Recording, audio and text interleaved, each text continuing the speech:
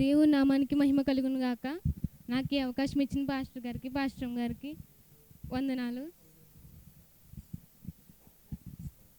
ముందుగా మనం చిన్న ప్రార్థన చేసుకుందాం.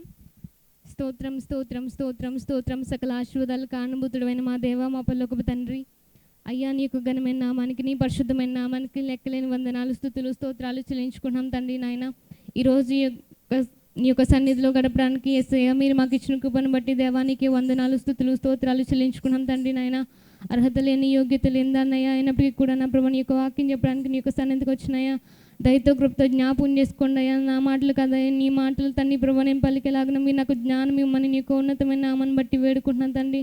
అయ్యా నా ద్వారా తండ్రి ప్రభు మీరు అందరితోనూ మాట్లాడమని మిమ్మల్ని వేడుకుంటూ నజరేయుడైన యేసయ్య పరిశుద్ధ నామమున ఉన్నతమైన నామమున అతి మిక్కిలి వినయంతో బతిమలాడి వేడుకుని ప్రార్థించి పొందుకున్నాము తండ్రి. ఆమేన్.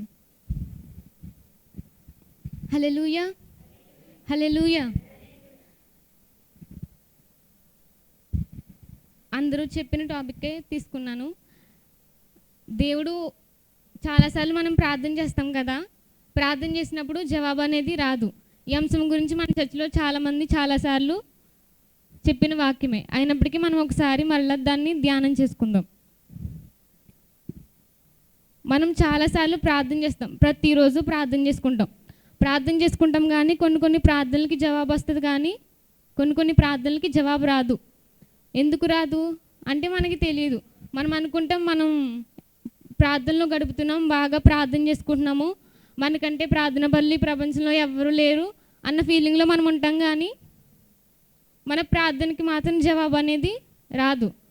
మనం ఏమనుకుంటాం, నేను ప్రార్థన చేస్తున్నాను, నా వంతు ప్రయత్నం నేను చేస్తున్నాను, కానీ దేవుడు నా ప్రార్థన వినట్లేదు, నాకు జవాబు ఇవ్వట్లేదు, నాకు ఉత్తరం ఇవ్వట్లేదు.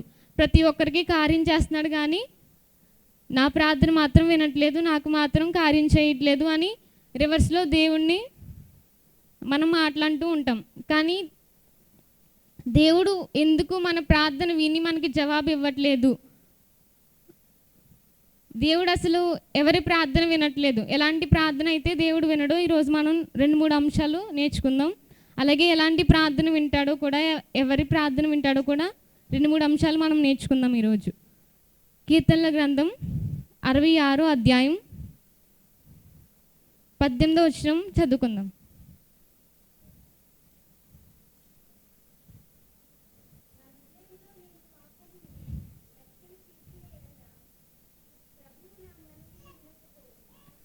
దావీదు భక్తుడు ఏమంటున్నాడంటే 66వ అధ్యాయం 18వ వచనంలో, నా హృదయంలో నేను పాపమును లక్ష్యము చేసిన ఎడల ప్రభువు నా మనవి వినకపోవును.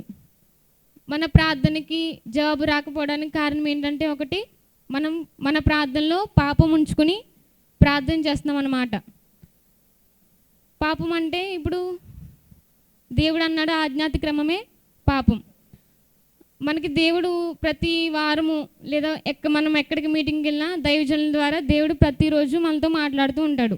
నువ్వు దీంట్లో తప్పు చేస్తున్నావు, దీంట్లో నిన్ను సరి చేసుకో, నువ్వు నీ తల్లిదండ్రుల మాట వినట్లేదు, లేదా నీకంటే పెద్దవాళ్ళకి గౌరవం ఇవ్వట్లేదు అని ఏదో ఒక విషయంలో మనల్ని దేవుడు సరిచేస్తూ వాక్యం చెప్తూ పాస్టర్ గారి ద్వారాను మన తల్లిదండ్రుల ద్వారాను దేవుడు ఎల్లప్పుడూ మనతో మాట్లాడుతూ ఉంటాడు.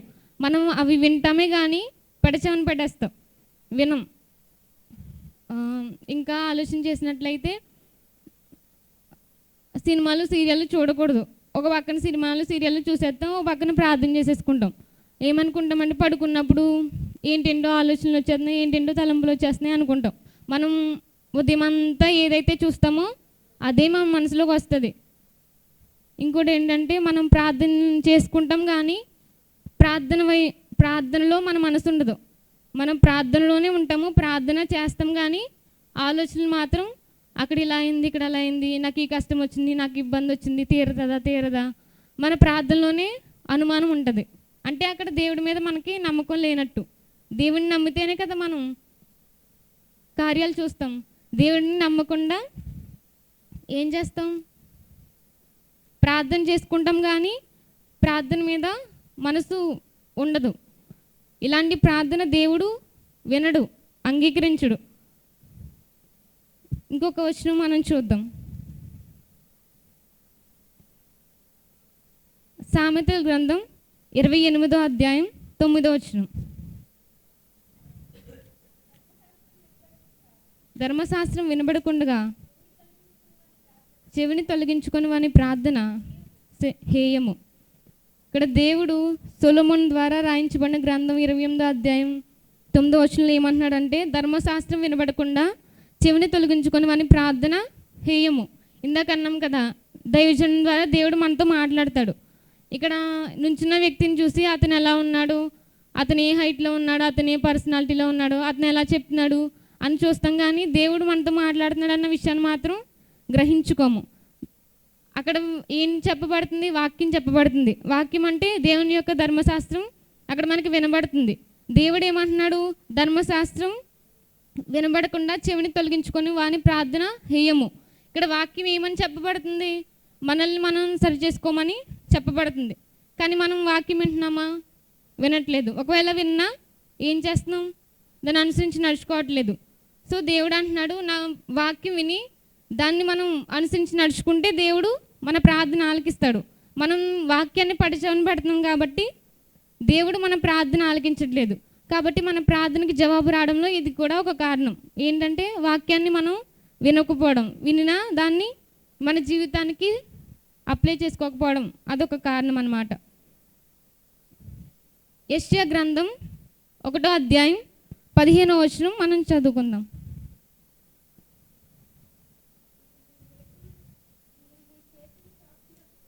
మీరు మీ చేతులు చాపునప్పుడు మిమ్మల్ని చూడక నా కన్నులు కప్పుకొందును. మీరు బహుగా ప్రార్థన చేసినను నేను వినను. చాలు. యెషయా గ్రంథంలో యెషయా ద్వారా దేవుడు మాట్లాడుతున్న మాట ఏంటంటే, మనం ప్రార్థన చేస్తున్నాం, జవాబు ఎందుకు రావట్లేదో కూడా దేవుడే మనకి ఇక్కడ చెప్తున్నాడు. మీరు మీ చేతులు చాపినప్పుడు దేవుడు ఏమంటున్నాడు? మన ప్రార్థనకి జవాబు రాకపోవడం కారణం దేవుడు మనకి చెప్తున్నాడు. మీరు చేతులు చాపినప్పుడు మిమ్మల్ని చూడక నా కన్నులు మూసుకుందును. మీరు బహుగా ప్రార్థన చేసినాను నేను విననని దేవుడు యెషయా ద్వారా మనతో మాట్లాడుతున్నాడు. ఎందుకు వినడంటే ఆయన మాట మనం వినం కాబట్టి. మనం తల్లిదండ్రుల మాట విన్నాం అనుకోండి, మన మాట తల్లిదండ్రులు వింటారు. మనం ఏం చెప్పినా వాళ్ళు వింటారు. తల్లిదండ్రుల మాట వినకుండా మనం ఏమన్నా మాట్లాడితే తల్లిదండ్రులు మన మాట వింటారా? వినరు కదా. అలాగే దేవుడు కూడా, దేవుడు మనకి ఏదైనా చెప్తున్నప్పుడు ఆయన మాట మనం ఆలకించి ఆ మాటని బట్టి మనం అనుసరించి నడుచుకున్నాం అనుకో, దేవుడికి మన యందు సంతోషం కలుగుతుంది. అప్పుడు మనం ఏం అడిగినా ఏం మాట్లాడినా దేవుడు వింటాడు. అదే దేవుని మాట వినకపోతే మన ప్రార్థన దేవుడు వినడు, మన మాట దేవుడు వినడు. మనం ప్రార్థన చేసుకుంటే ఏం చేస్తాడు? దేవుడు కళ్ళు మూసుకుంటాడు, చెవులు కూడా మూసుకుంటాడు. మరి అలా అయితే దేవుడు మన ప్రార్థన ఆలకించాలంటే, మన ప్రార్థనకి జవాబు ఖచ్చితంగా రావాలంటే మరి మనం ఏం చేయాలి? దానికి కూడా దేవుడు సొల్యూషన్ బైబిల్ గ్రంథంలో ఒకటి ఉంచాడు. ఆ కొన్ని వచనాలు కూడా మనం ధ్యానం చేసుకుందాం. యోహాను గ్రంథము 9వ అధ్యాయం 31వ వచనం. యోహాను సువార్త. దేవుడు పాపుల మనవి ఆలకింపడని ఎరుగుదుము. ఎవడైనను ఏకభక్తుడయుండి దైవభక్తుడయుండి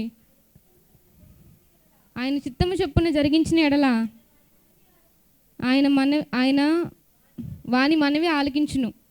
సొల్యూషన్ కూడా దేవుడే చెప్తున్నాడు. మన ప్రార్థనకి జవాబు రావాలంటే ఏం చేయాలి? దైవభక్తులమై ఉండి ఆయన చిత్తం చొప్పున జరిగించిన ఎడల ఆయన మన మనవి ఆలకించును.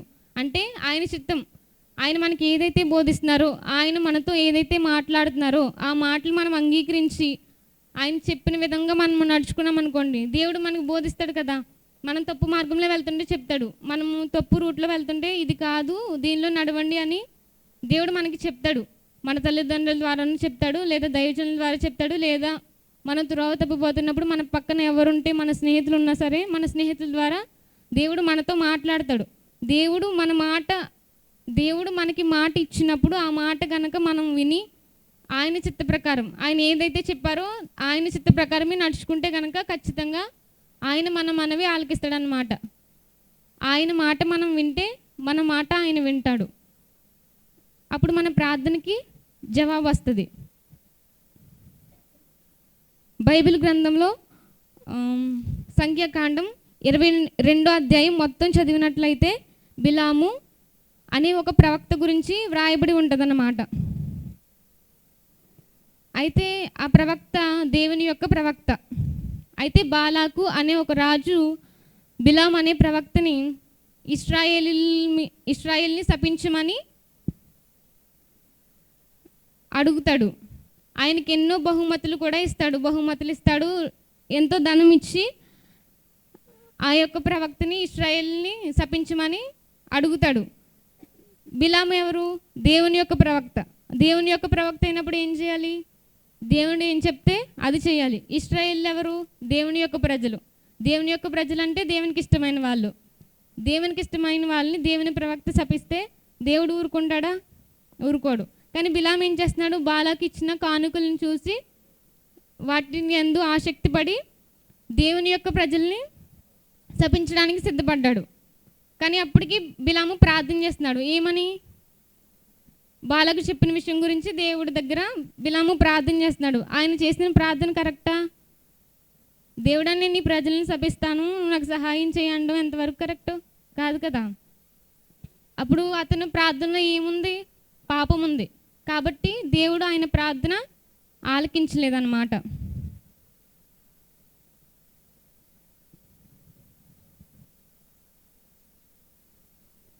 యెషయా గ్రంథం 1వ అధ్యాయం 16-17 వచనాలు చూద్దాం.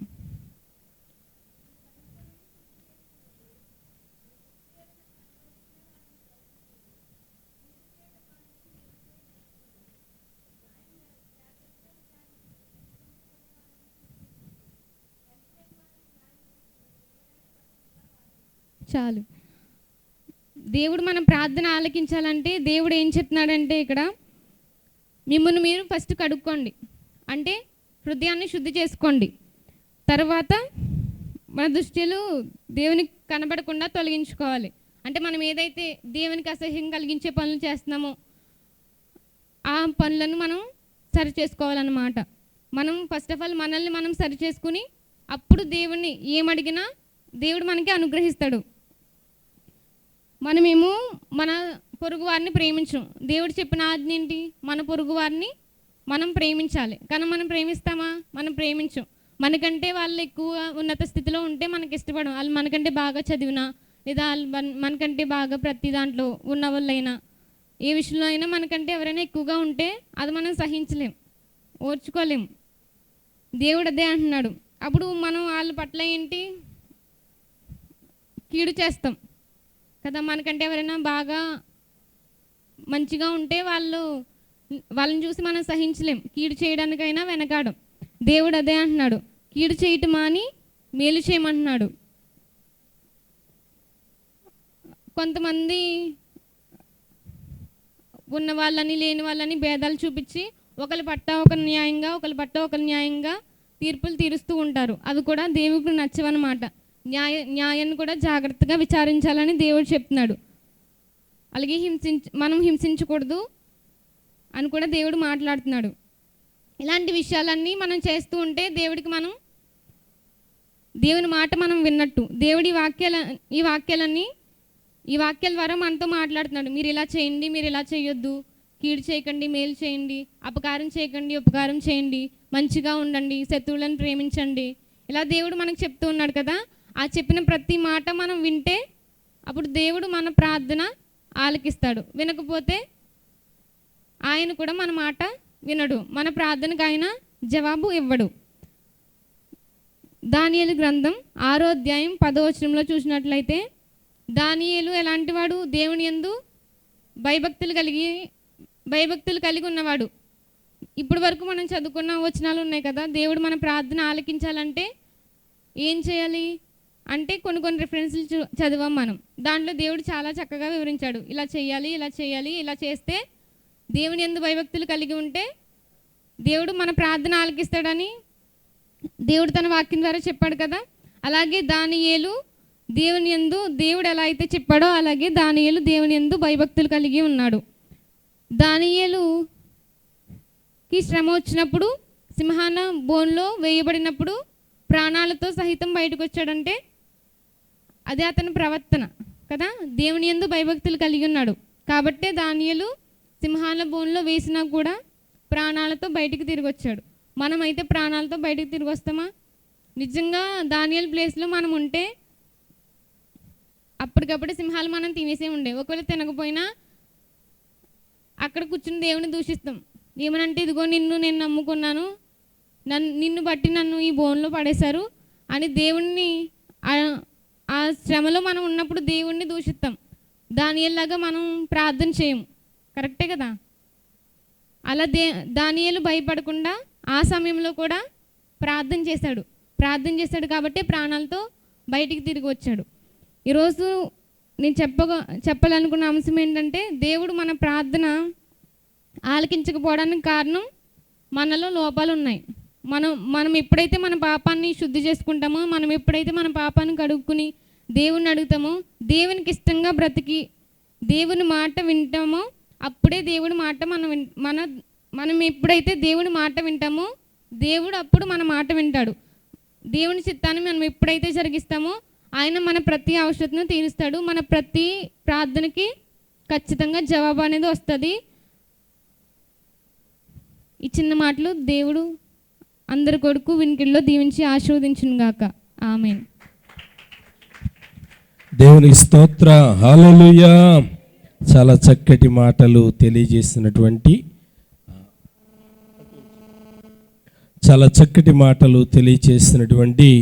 ఆ సహోదరుని బట్టి నేను ప్రభుని స్తుతిస్తూ ఉన్నాను. బిడ్డలారా, ఈ రాత్రి మనం దేవుని మందిరానికి ఎందుకు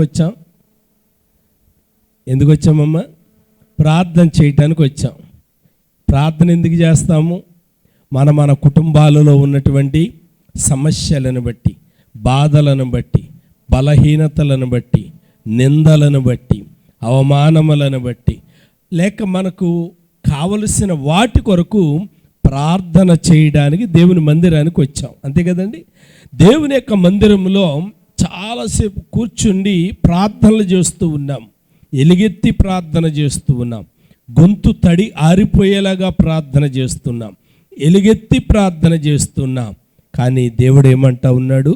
మీరు బహుగా ప్రార్థన చేసినను నేను, చెప్పండి, 1:15 కదా యెషయా గ్రంథం. మీరు బహుగా ప్రార్థన చేసినను నేను వినను. మనమేం చేస్తున్నాము? ప్రార్థన చేస్తూ ఉన్నాము అవసరత తీరాలి అని. కానీ దేవుడేమో మీరు చేసే ప్రార్థన నేను ఆలకించను అని అంటా ఉన్నాడు. అంటే దేవుడు మన ప్రార్థనను ఆలకించాలి అని అంటే, ఆయన కనుదృష్టి మన మీద నిలవాలి అని అంటే ముందు మనం ఏం చెయ్యాలో నేర్చుకోవాలి కదండి. చాలా చక్కగా సహోదరి జ్ఞాపకం చేస్తుంది. 16వ వచనంలో వ్రాయబడి ఉంది, మొదటగా మీరేం చెయ్యాలి అని అంటే, మీ దుష్క్రియలు నాకు కనబడకుండా వాటిని తొలగించుకొనడి. అంటే మనం ఊహించనంత చిన్న చిన్న మచ్చరాలు అంతరంగంలో ఉండిపోతూ ఉంటాయి. ఏదో మర్డర్లు, మానభంగాలు మాత్రమే అవిధేయత, పాపము కాదు సుమా. చిన్న చిన్న మచ్చరాలు, అవిధేయత అండి అంతరంగములో ఉండిపోతాయి. ఈర్ష్య అంతరంగములో ఉండిపోతాయి. సహోదరుని ప్రేమించలేనటువంటి తత్వం అంతరంగములో ఉండిపోతుంది. పొరుగువానితో సమాధానము లేని స్థితి అంతరంగములో ఉండిపోతుంది. దానిని బట్టి ప్రియులారా, కృపగలిగిన దేవుడు అంటున్నాడు, నువ్వెంత ప్రార్థన చేసినా కానీ నేను విన్నాను. అలాగైతే ఈ రాత్రి దేవుని యొక్క గ్రంథం మనకు జ్ఞాపకం చేస్తుంది, ఆయన మన ప్రార్థన వినాలి అని అంటే, ఆయన మన మాటలు వినాలి అని అంటే, మన చేసే ఈ విజ్ఞాపన వైపు ఆయన చెవిని పెట్టాలి అని అంటే ముందు మనల్ని మనము సరి చేసుకోవాలి, ముందు మనల్ని మనము కడుక్కోవాలి. దేవుడు చక్కటి వర్తమానం ఇచ్చాడు. దేవుడు ఆ బిడ్డను దీవించి ఈ వర్తమానం మన కొరకు ఆశీర్వదించునుగాక. ఆమేన్. పరిశుద్ధుడైన మా తండ్రి, గనుడవైన మా ప్రభువా, మహోన్నతుడా, నీకు వందనాలు, స్తోత్రాలు చెల్లిస్తూ ఉన్నాను. ఈ రాత్రికాల సమయంలో నీ పాదాల దగ్గరకు వచ్చి అనేకుల యొక్క క్షేమార్థమై, సంఘం యొక్క క్షేమం కొరకు, గ్రామం యొక్క క్షేమం కొరకు, దేశం యొక్క క్షేమం కొరకు ప్రార్థన చేయటానికి సంఘానికి మీరు ఇచ్చిన కృపకై నీకు వందనాలు ప్రభువా. ఇదిగో నాయన కూడికను ముగించుకొని మేము మా గృహాలకు వెళుతూ ఉన్నాము. నీ సాన్నిధ్యం మాతో ఉండనివ్వండి. నిశ్చితమైతే రేపు ఉదయకాలంలో పునరుద్ధాన దినములో మేమందరము చేరి ఆరాధన చేయడానికి కృప చేయండి. మార్గమధ్యములో సహాయం చేయండి. ఘనతయు మహిమయు మీరు మాత్రమే పొందుకోండి. యేసు నామమున స్తుతించి ప్రార్థించి అడిగి వేడుకొనుచున్నాను తండ్రి, ఆమేన్. తండ్రి అయినటువంటి దేవుని ప్రేమ, కుమారుడైనటువంటి యేసుక్రీస్తు వారి కృప, ఆదరణకర్త అయిన పరిశుద్ధాత్మని సన్నిధి, సమాధానము మనందరికీ తోడుగా ఉండునుగాక. ఆమేన్. యేసు రక్తమే జయం. ప్రభు యేసు రక్తమే జయం. ప్రభు యేసు నామమునకు సంపూర్ణ విజయము కలుగునుగాక. ఆమేన్. ఆమేన్. అందరికీ వందనాలు.